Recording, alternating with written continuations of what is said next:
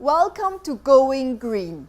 As heads of state and business leaders are gathering once again in the Swiss Alps for the World Economic Forum in Davos this week, making the event greener and walking the talk is going to be crucial. Yet the sustainability theme is not ranking that high on this year's agenda. From energy to waste, from transportation to stakeholder engagement. I'm going to talk to Michele Mischler from the WEF about how to improve the annual meeting's carbon footprint.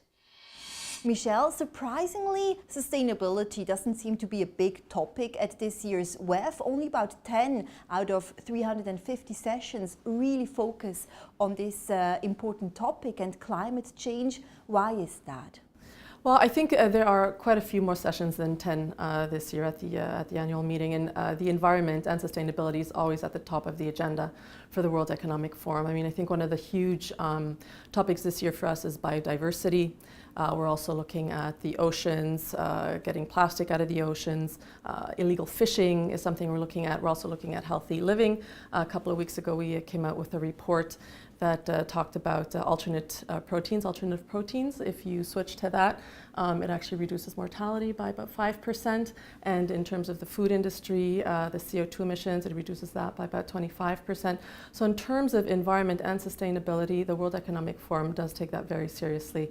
And we do have quite a few sessions that aren't necessarily always visible to all the participants or the people out in the public, but we also have lots of community sessions. So it's definitely a topic that is being discussed. On the logistics front, more than 1,000 private jets, for example, helicopters will land in Davos to bring the VIP guests. Isn't this ironic when political and business leaders should be talking about the environmental impact and climate change? So actually, there aren't 1,000 jets that come. There's a little bit of a higher traffic in Altenrhein and the Zurich airport in terms of private jets, but there's not that many that come. There are some helicopters that come. Those are mostly for public figures. So in terms of the carbon footprint, the World Economic Forum as well takes that very, very seriously. So what we do actually is we compensate. All of our participants travel, all of the staff travel. It gets compensated with carbon credits that are then invested in various projects around the world and also locally in Davos. Now, the World Economic Forum used to run the Greener Davos initiative from 2010 to 2015. Now you have the Sustainable Forum, that's what it's called. What is it about and how can you bring in the sustainability theme more into this year's forum? So basically what the Sustainable Forum and what Greener Davos was all about was institutional sustainability. So the Greener Davos we kind of did some ad hoc projects here and there. We had the CO2 emissions criteria, which we still have, but we saw that this was not really enough, and we really kind of created a more holistic, comprehensive sustainability strategy for the World Economic Forum, and that's what we're doing now. So we're looking at the catering, we're looking at the setup, the furniture that we use, again, the carbon footprint. We do a carbon footprint every year, and that is kind of what we used as a baseline for our ISO certification. So we got ISO certified in 2018, which we're very, very happy about. But what this means basically is that it's kind of the beginning of a marathon. So the ISO certification for us now is the baseline, and we get surveillance audits every year where we have to prove that we're doing better every year, and then every 3 years we get recertified. So really sustainability in terms of our operations and how we do things is extremely important, because what we're doing and what we're talking about in our programming and the various projects and initiatives that we have, we do a lot. So we had to really make sure that we connect the dots between what we're doing and what we're saying and how we're doing it. It's really walking the Davos talk, isn't Exactly. it? Because a lot of locals and also participants have been concerned about this. Do you think they are more, settled and happier now? I would hope so. I mean, I think we're trying to let the participants know and get them involved as well. I mean, in Davos we try and get them to walk and not take the limousines. We have 50% vegetarian food offerings. At the open forum, which is our public-facing one, it is 100% vegetarian catered. In terms of the fish that we serve, none of it is saltwater fish. It is all locally sourced sweetwater fish and sustainably sourced. the food that we get, all the rest of the food that we're getting is locally sourced as well. And if we can't source it locally, it's regionally sourced. So we're really paying a lot of attention to make sure that exactly that we are walking the talk and practicing what we preach. And I think the participants have high expectations of us, and the public as well. So we're really doing our best and working very, very hard to close that gap. On the topic of food and beverage, the WEF released a new report this January as well about beef, and that eating less beef and more beans, for example, could cut death by 5 to 7%. So what is going to be on the menu in that case? Is it nuts, tofu, and maybe insects as well? Well, we had insects last year at the open forum for people to try. Did you try as well? No, because I'm a vegetarian and insects are still animals. So I don't do insects. But no, I mean, I think a lot of it is we do have alternative proteins. We do still have some meat, but it's focused mainly on white meat and fish, like I said, that is locally sourced. I mean, there's so many various options that you do have if you're a vegetarian. Of course, all of these measures, they sound very good on paper, but how do you actually make sure that all of these are also sustainable and you keep working on those initiatives? Well, I mean, for the World Economic Forum as an organization, when you have the mission statement committed to improving the state of the world, you kind of have to do that. And also, I mean, I have to say the expectation from the staff here, we have the average age of people working here is 35, around there. So they demand that we walk the talk. And so it is very important for us to do the right thing and to operate in the proper way. So, I mean, the sustainability strategy doesn't only encompass our events, but also looks out at all our offices across the world and all the events across the world. So if you're looking at our offices in New York and San Francisco, they're all LEED certified. Now our office in Beijing is also looking to get their LEED certification. So for us, it's now in our DNA. It's how we operate. So we are looking at everything with a sustainability lens. At the same time, the WEF is taking place in the remote Swiss Alps town of Davos. It takes a lot to get the 3,000 participants up there in terms of carbon footprint. It could also be, of course, less. Now, is there any plan in the making that you might move the annual meeting elsewhere? You know, there's always risk management options, but I think Davos is actually the ideal place for us. I mean, the infrastructure is there for our event. I mean, we usually have around 3,000 participants, and when people are saying it's not becoming sustainable anymore, it's not really our event that's not sustainable because we haven't changed all that much. It's more the side events that are causing a little bit more of a burden on the local people. In terms of accessibility, there's excellent accessibility with public transport to Davos. It is remote enough so that it's also safe and it's quite easily looked after in terms of the security and the safety. So I think for now, you know, as long as we're still welcome there and as long as we're able to work well with the locals and everything, I think we're going to stay in Davos. You, for example, awarded Sir David Attenborough with the Crystal Award this year for his work, obviously, on television and documentaries and also connecting people to the world of nature and the world of wonders there. Now, do you hope that the WEF can provide a bigger platform for environmentalists and sustainability activists? Well, I mean, we have actually. You know, we work very closely with the WWF. They've been in the Congress Center for many, many years now.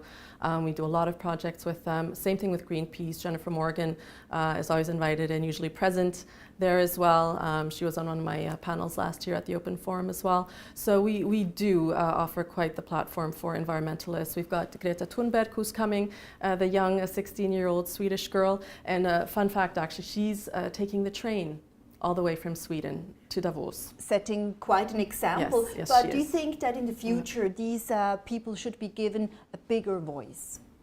I think they have quite the big voice, and we do want them here because we want them to come and we want them to kind of motivate the policymakers and the business people to participate and make this world a better place. So no, they're absolutely very, very important constituents for us to have at the annual meeting. And how do you see the exchange between the big businesses, for example, Syngenta, Cargill, and so on, with these people, with the environmentalists, with the sustainability activists? Do you see a big dialogue happening there? There absolutely is. And like I said, I mean, I think the will is there more than ever. I think business and policy really understanding now that changes have to be made. So there's excellent dialogue, there's excellent collaboration between these people in Davos, and that's what makes Davos very, very valuable in the World Economic Forum, so valuable as a platform, is that it does bring all these multi-stakeholders together that normally wouldn't necessarily talk. So I think it is a very valuable place to come and have these discussions and move projects and initiatives forward. But then, of course, this dialogue needs to be sustainable as well on the topic of sustainability. And once these VIP guests and participants, they leave Davos, it also must continue. Can you make sure somewhat and somehow that this dialogue is continuing? It is. I mean, for us, the annual meeting is kind of like it's the tip of the iceberg. That's where everybody comes together to discuss and to move forward some of the initiatives and projects that they've been working on all year. So I mean, the staff here, we're not just working towards Davos. We have various regional meetings. We recently, this is going to be our third year now that we have our Sustainability Impact Summit, which takes place in New York in September, parallel to the UNGA. And this is specifically focused on the SDGs and sustainability and impact. So here you really have kind of the working level people who come together and make sure that these things that we've talked about and these projects and initiatives that we have get moved forward. Is this the first time that this is happening? Or no, this will be the third year now. Will be the third year? It's an annual meeting as well now for us, yeah. And what kind of impact are you hoping to make there? Because you can work face-to-face with UN and all the big business leaders as well. Yeah. How seriously do you hope to be taken there, and what kind of impact are you hoping to make? Well, I mean, I think as a platform, I think the World Economic Forum is able to have impact by bringing these people together. And then because we continuously work throughout the year on these various initiatives and projects, there is definitely impact. And I think we're doing a better job now as well of communicating some of the things that we managed to accomplish. So we're doing more and more. I think we're motivating policy and business more and more. And I think we can be proud of what we're doing and what we're accomplishing. Can you give us any estimate in terms of budget as well? How much sustainability makes up in the overall budget of the World Economic Forum? In terms of operational Yes. budget?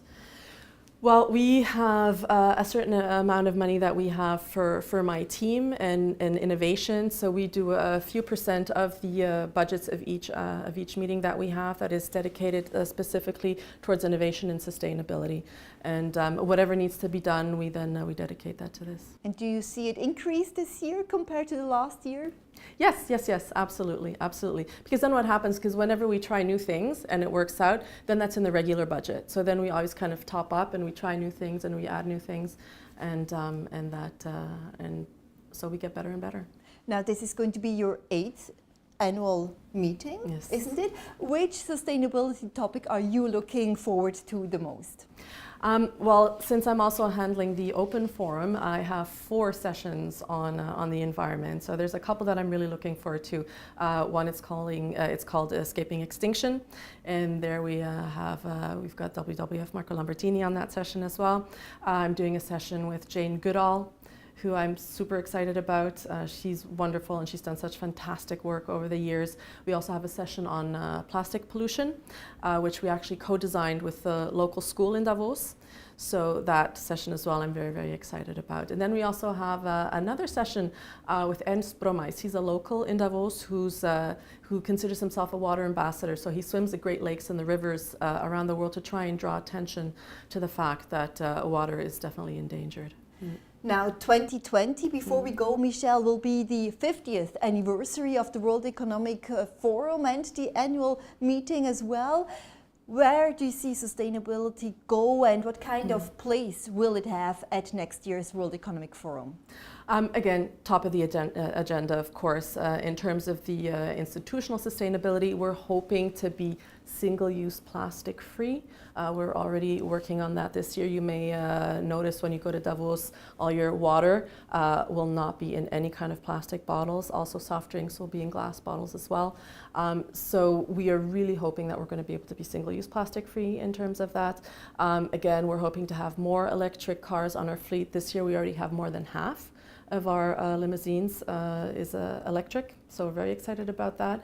And I think, I mean, we're just pushing forward. We're just trying to do better and better in terms of our programming, our initiatives, our projects, as well as how we're offering this event and how we're doing things. Michele, thank you so much for your time. I wish you a lot of fun at this week's World Economic Forum in Davos and a lot of sustainability topics going forward. Thank you.